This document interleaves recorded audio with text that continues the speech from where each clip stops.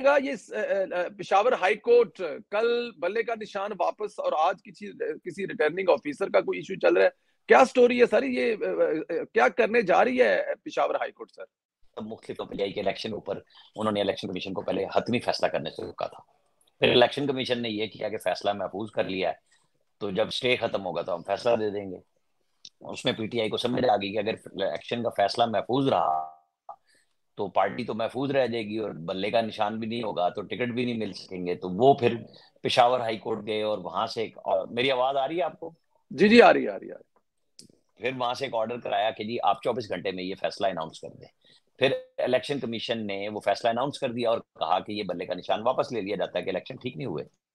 उस पर Peshawar high court के सिंगल बेंच में कल इलेक्शन कमीशन का फैसला खत्म कर दिया। उसके ऊपर हमारे जराए ये कह रहे थे कल से इलेक्शन कमीशन शायद इसको चैलेंज ना करे, और वो जो पटिशनर थे, जो इलेक्शन कमीशन में पटिशनर थे कि पीटीआई के इलेक्शन ठीक नहीं हुए, उन्होंने कहा कि हम करेंगे। Okay, fair enough. तो आज रिटर्निंग अफसर के ऊपर पेशावर हाई कोर्ट के एक और बेंच का फैसला आ गया कोहाट का कि वो रिटर्निंग अफसर फारेगा। तो सुप्रीम कोर्ट पहले ही कह चुकी रिटर्निंग अफसर जो सिविल सर्वेंट्स हैं उनको लगाया गया है और वो बरकरार रहेंगे और उनको ना रोका जाए। तो अब वहां पे वो हल्का इलेक्शन कमीशन के जराए ये कह रहे हैं कि अब खाली हो गया, वहां रिटर्निंग अफसर तो कोई है नहीं। तो ऐसे हालात में इलेक्शन कमीशन का ये फैसला है कि उनका फेयर एंड फ्री, साफ शफाफ कराना बेकार हो जाएगा सुप्रीम कोर्ट में। और यकीनी बात है कि जब वो ये बात जाएगी तो फिर साथ ही पटिशनें बल्ले के निशान के हवाले से भी वहां कुछ ना कुछ बातचीत होगी कि जी ये देखें ये भी पेशावर हाई कोर्ट ने एकदम दे दिया। लेकिन फिलहाल वो रिटर्निंग अफसर के ऊपर इलेक्शन कमीशन ने फैसला किया है कि वो सुप्रीम कोर्ट में जा रहे हैं। ये हुआ है कि क्योंकि एकदम आ रहा था कि बल्ला चला गया, एकदम आ गया बल्ला वापस आ गया। एक यकीनी और बेयकीनी की कैफियत बनी हुई है वहां पे लोगों में कि जी पेशावर हाई कोर्ट का फैसला क्या सारे पाकिस्तान के लिए होगा, क्या वो सिर्फ वहीं पे रहेगा? ये अभी आने वाले दिनों में सवालात मुख्तलिफ आएंगे। आने वाले दिनों में ये बहुत सारी चीजें आएंगी, बिल्कुल ठीक है सर। शहबाज शरीफ साहब जंग गए हैं और वहां पर पाकिस्तान पीपल्स पार्टी की बहुत बड़ी विकेट है, बहुत बड़ा नाम है फैसल साले हयात। क्या जंग पाकिस्तान मुस्लिम लीग नून फतह करने गई है और क्या इसके असरात होंगे आने वाले इलेक्शन में? देखिए, मैंने जंग में हमारे ही साथी हैं उनसे मेरी सुबह गुफ्तगू भी हुई कि जब शहबाज शरीफ वहां जा रहे थे, और फिर उनसे एक बात हुई कि वहां पे फैसल साले हयात इस वक्त बड़े भारी भरकम कैंडिडेट थे और वो पीपल्स पार्टी में भी जीतने के काबिल थे। ठीक लेकिन है। अब ये फैसला तो फैसल साले हयात और पीएमएलएन की क्यादत के दरमियान हुआ कि वो समझते हैं कि पिछली दफा शेख वकास अकरम के पास टिकट मौजूद थे नून लीग के और जो जमा नहीं हुए थे, और फिर जंग से मुस्लिम लीग नून का कोई कैंडिडेट नहीं था। जिस तरह आजकल कहा जा रहा है ना कि जी वो निशान नहीं लेने दे रहे, पेपर नहीं देने दे रहे। और हम पहले भी ये लेवल बात प्लेइंग कहते रहे फील्ड। कि पीएमएलएन के बहुत सारे लोगों को इलेक्शन कमीशन के पास इंतखाबी निशान जमा ही नहीं कराने दिया गया था, उनको आजाद हैसियत में लड़ने पे मजबूर किया गया था। तो आज ये जिसको कोई मकाफत अमल कह देता है, कोई लेवल प्लेइंग फील्ड है, जिसको मरियम नवाज ने कहा था कि हमें भी लेवल प्लेइंग फील्ड फराहम की जाए, तो वो अब उनकी जो अपोनेंट पार्टी है पीटीआई वो कहती है कि जी लेवल प्लेइंग फील्ड का मतलब है कि सारा कुछ नून की झोली में डाल दिया जाए। अब मसला ये है कि यहाँ पे 9 मई का इशू आ रहा है पीटीआई के लिए हर जगह पे रुकावट में। अदरवाइज तो कोई मसला नहीं था कि वो स्टेट के साथ लड़ाई है और वो लड़ना और दोस्ती सब उन्हीं के सर पे करना चाहते हैं। पीटीआई की लीडरशिप जब भी बात करती है, जब भी वो गुस्से का इजहार करती है, एस्टेब्लिशमेंट उनकी मुखातिब होती है, प्यार वो चाहते हैं तो वो उनसे चाहते हैं, वो सियासी जमातों से बात नहीं करना चाहते। तो हम भी फिर यही कहते हैं कि जी फिर 9 मई वाला वाकया स्टेट पे हमला करने का जो कोर कमांडर्स की कॉन्फ्रेंस ने कहा, जिसको फॉर्मेशन कमांडर्स ने कहा, तो फिर समझने की बात यह है कि फिर आपको उनसे बात करनी चाहिए और बातचीत के लिए आपको लोग डालने पड़ते हैं। और लोग आप खुद हैं, पार्टी के जो बानी चेयरमैन, साबिक चेयरमैन हो गए, अब साबिक वज़ीर आज़म इमरान खान हो गए, वही हैं। और उनकी अभी तक सियासत यही है कि मैं जितना प्रेशर डालूंगा उतना फायदा ले लूंगा। तो अभी तक तो उनका उलट चल रहा है। उन्होंने तो पंजाब और केपी असेंबली भी इसीलिए तोड़ी थी कि वो इलेक्शन जल्द ले लेंगे, वो नहीं ले सके। अब देखते हैं आगे क्या चलता है। लेकिन फैसल साले हयात का आपको जहां से हम जिक्र शुरू हुआ था, जाहिर एक बड़ा नाम है और वो पहले पीपल्स पार्टी के ही असल में थे और मोहतरमा बेनजीर भुट्टो के साथी। मुल्तान के पीर शाह महमूद कुरैशी के साथ क्या हुआ है, जरा ये फरमाइएगा। देखें, एक अनफॉर्चुनेट वाकया है, नहीं होना चाहिए था। ठीक है। किसी भी बिल्कुल ठीक है। सियासतदान के साथ ये बड़ी ह्यूमिलेशन है कि वो जमानत पे आ रहे हैं, बाहर आ रहे हैं, और फिर लेकिन उन्होंने चूंकि जेल के प्रेमिसेस में 1 फुट अंदर रह के प्रेस प्रेस टॉक शुरू कर दी, फिर वो बता रहे थे कि उनको नजरबंद कर दिया गया था, और फिर उनको पता था कि उन्हें अरेस्ट करने के लिए पुलिस मौजूद है, तो उन्होंने उसको, जाहिर है सियासतदान मौका ही चाहता है कि मीडिया मौजूद हो, उन्होंने वो वीडियो रिकॉर्डिंग बयान शुरू करा दिया, प्रेस टॉक शुरू कर दी। तो वहां पे पुलिस वाले अंदर चले गए उसके अंदर, और उनको प्रेमिसेस, मतलब वो जो जंगला सा बना हुआ है, जो वीडियो सारी दुनिया ने देख लिया है, तो उनको पकड़ा गया, घसीटा गया, जो कि नहीं होना चाहिए था। चाहे वो नौजवान आदमी हो, चाहे वो बुजुर्ग शाह महमूद कुरैशी हो, उम्र भी है, एक बड़े मनसब पे फायद रहे हैं, लेकिन क्या किया जाए कि इसको फिर अब आप देखें कि उनके मुखालफिन की तरफ से वीडियोस शुरू हो गए हैं। मुखालफिन में JUI भी शामिल है, जिनके सरबराह मौलाना फजलुर रहमान के बारे में इमरान खान और ये सब बहुत बातें करते थे। खुद वो एक मौलाना जो MNA थे, उनको पार्लिमानी लाजिज में घसीटा गया, उनकी दस्तार को फेंका गया, वो वीडियो सामने आ गई। फिर शाह महमूद कुरैशी की पुलिस के साथ तकरार, और उनकी वहां पे उन्होंने ह्यूमिलेशन की थी एक दफा कि तुम कौन होते हो, तुम किससे बात कर रहे हो। तो ये अच्छा किसी ने भी नहीं किया हुआ होता।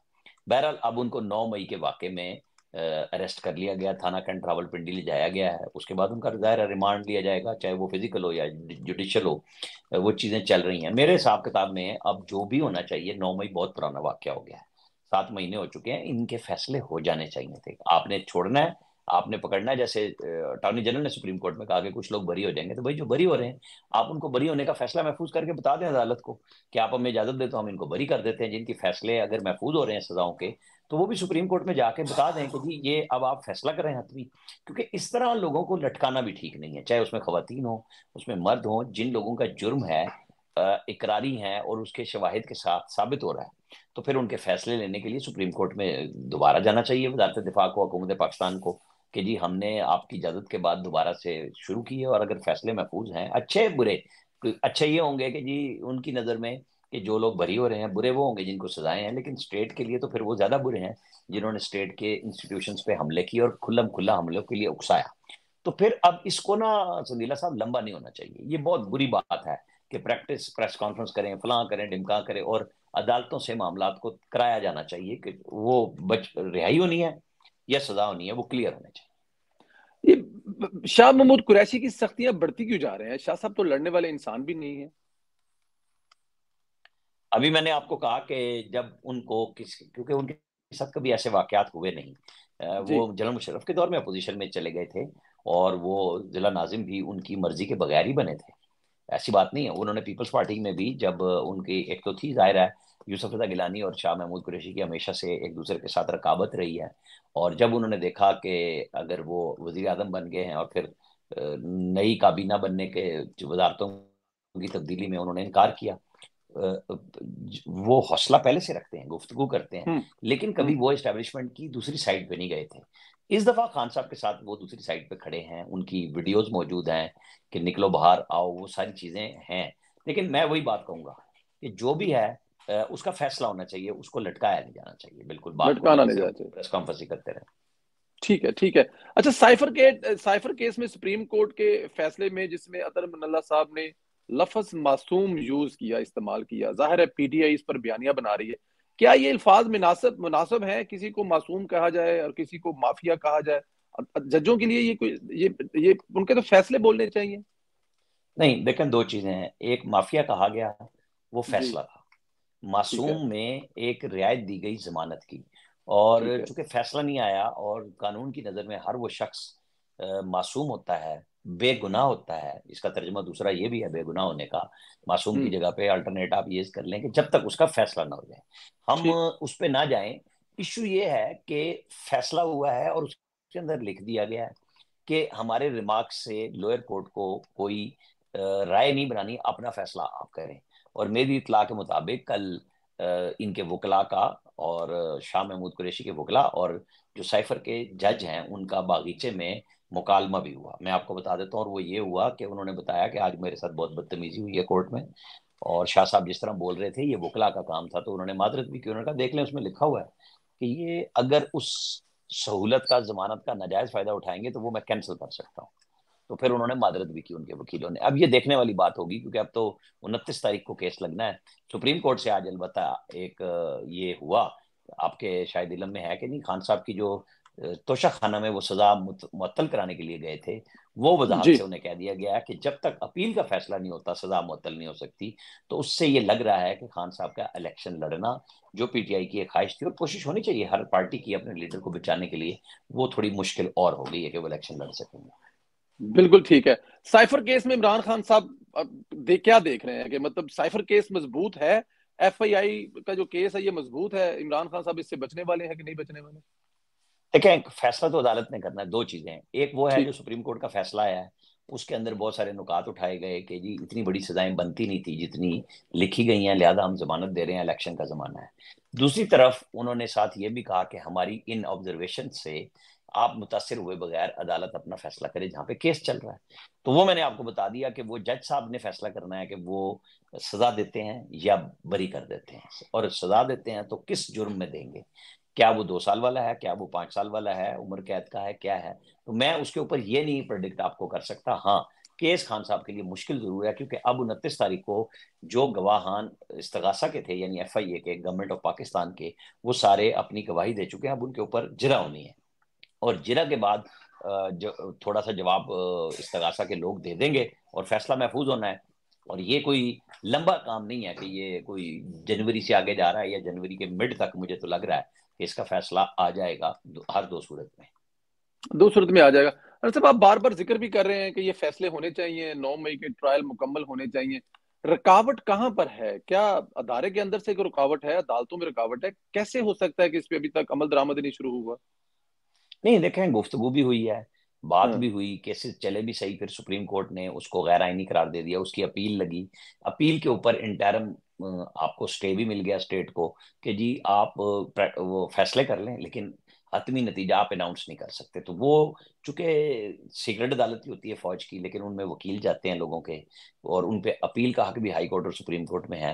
वो अभी हम मुंतजिर हैं उनके कि वो कब होंगे। और फिर चूंकि ये प्रैक्टिस एंड प्रोसीजर एक्ट का भी आज फैसला आ गया है तफसीली, उस पर नैब का इशू भी रुका हुआ है, तो वो नैब का कानून भी आएगा। बहुत सारी जेतें हैं जो एक दूसरे के साथ लगी हुई हैं, लेकिन मेरा नहीं ख्याल कि इदारे के अंदर रुकावट है। अब वो फैसला सुप्रीम कोर्ट का जब तक फौजी अदालतों पर बरह रास्त नहीं आ जाता, उस वक्त तक जाहिर है फैसले अनाउंस भी नहीं हो सकते।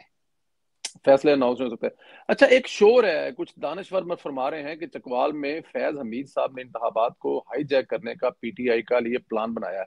क्या फैज साहब इस पोजीशन में है कुछ इस किस्म का काम कर सके सर? देखिए, मैं इस पोजीशन में नहीं हूं कि उनके हवाले से आपको कोई खबर दे सकूं, क्योंकि मैं बिल्कुल इस मामले पे नहीं हूं।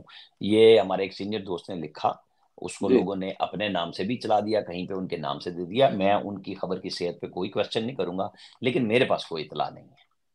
कोई इतला नहीं है। पीटीआई ने बहुत शोर किया कि हमें कागजात नामजदगी नहीं जमा करवाने दिए जा रहे, और फिर जब ये रिजल्ट आता है और पता लगता है कि सबसे ज्यादा कागजात नामजदगी पाकिस्तान तहरीक इंसाफ की तरफ से जमा हुए हैं, तो फिर ये शोर किस लिए था कि हमें कागजात जमा नहीं करवाने दिए जा रहे? यहाँ पे मेरा सवाल बराह रास्त परवेज संदीला साहब से होगा कि ये शोर इसलिए है कि आप इसमें नाकाम हैं, आपकी पार्टी जिससे आप बिलोंग करते हैं, आप लोग खामोश रहे, उन्होंने शोर भी मचाया और कागजात भी ज्यादा जमा कराए। ये आप अपने सोशल मीडिया के ऊपर खुद क्वेश्चन कीजिए कि ये क्यों हुआ। मतलब ये उनकी कामयाबी है कि वो एक एक्सीडेंट हुए हुए बिलाल विरक साहब साबिक एमएनए जो साबित कर रहे हैं कि उनको मारा पीटा गया है, इसको मतलब आप पाकिस्तान तहरीक इंसाफ के सोच में कामयाबी समझते हैं? आप इसको समझते हैं ना कि एक फिक्रा जो दिखता है वो बिकता है, इस ठीक। बात को तो आप समझते हैं। अब मैं बिल्कुल इसकी ठीक। ज्यादा वजाहत नहीं करूंगा कि वो झूठ और सच जब फैसला होगा, वो 8 फरवरी जब आएगी तो आएगी, लेकिन एक होता है इंप्रेशन, एक होता है ठीक। Opinion making. वो बना रहे हैं कि जी हम पे बड़ा जुल्म हो रहा है। उसमें झूठ भी बोला, उसमें तो मैं बाल कई दफा कर चुका हूँ, उसके ऊपर क्वेश्चंस हैं। लेकिन ये दो सियासी जमातों की अगर जंग है, तो सियासी जमातों के वर्कर्स को उनको आपस में लड़नी चाहिए, बताना चाहिए कि झूठ सच क्या है, सोशल मीडिया पे एक्टिव होना चाहिए। बिल्कुल ना करें। आपको मैं कभी नहीं कहूंगा कि जी आप मेरे से बात करें और मैं कहूंगा कि आप झूठ बोलें, नहीं। गलती किसी से भी हो सकती है, जजमेंट की गलती किसी से हो सकती है, लेकिन बार बार नहीं होनी चाहिए। अगर कोई लोग पीटीआई के ऐसा कर रहे हैं तो वो भी गलत कर रहे हैं, आपके लोग अगर करेंगे करते हैं तो वो भी गलत कर रहे हैं और गलत करेंगे। ठीक को ठीक होना चाहिए, लेकिन नैरेटिव तो आपको अपना लाना पड़ेगा ना। अगर आप उनको लाना। समझते हैं कि वो झूठ बोल रहे हैं तो फिर सच लाएं। सच लाए, बिल्कुल ठीक है। अच्छा जी, मुस्लिम लीग नून का ये जो इंतहाबी निशान इस्तेहकाम पार्टी के साथ है, इंतहाबी इतिहाद जो है, ये कहाँ रुकावट है? हो पाए